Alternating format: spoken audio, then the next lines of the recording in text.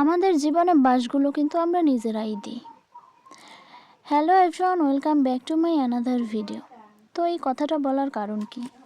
এই কথাটা বলার কারণ হচ্ছে, বিয়ের আগে আমরা প্রত্যেকটা মেয়ে স্বাধীনভাবে থাকতে পারি, নিজের জীবনটাকে উপভোগ করতে পারি।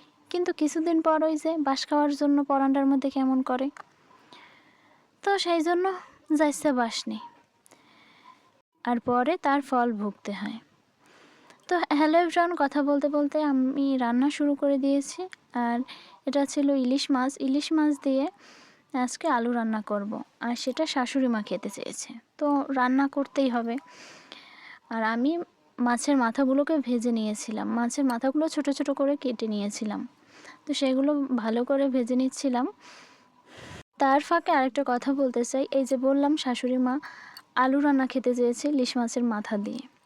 বয়স থাকতে আমাদের যা যা খেতে মন চায় সেগুলো প্রত্যেকের খাওয়া উচিত।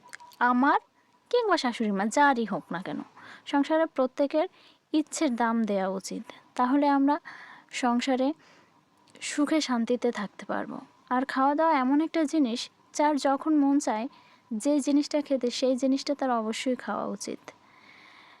কোনো কিছু ফেলে রাখতে নেই জীবনে।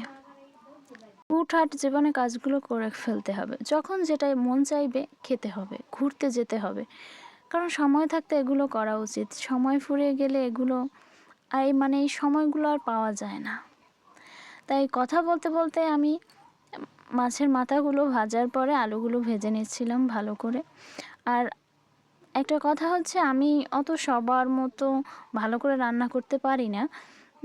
আমি যেরকম এক একজনের রান্নার স্টাইল কিন্তু এক এক রকম, তাই আমি আমার মনের মতো করে রান্না করি। কে কীরকম করে আমি অবশ্য জানি না। তো আলুগুলো ভাজার পর আমি সব মশলাগুলো দিয়ে দিচ্ছিলাম, সব মশলাগুলো দিয়ে ভালো করে আলুটাকে কষিয়ে নিচ্ছিলাম। আর আলুটা খেতে কিন্তু জাস্ট ওয়াও হয়েছিল।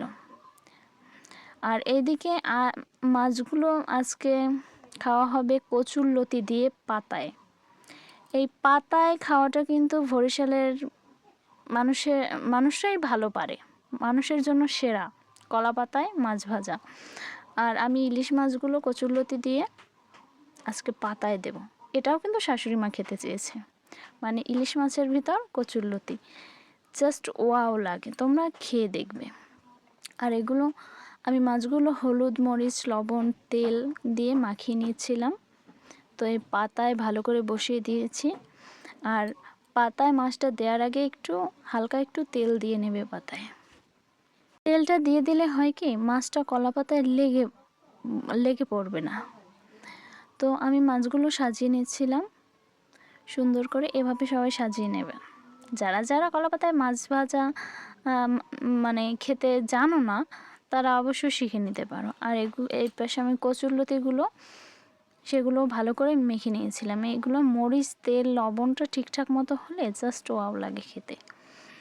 যারা কলা পাতায় মাছ ভাজা এখনও খাওনি, তারা আমাদের বাড়িতে চলে আসো, সবাইকে কলা পাতায় মাছ ভাজা করে খাওয়াবো।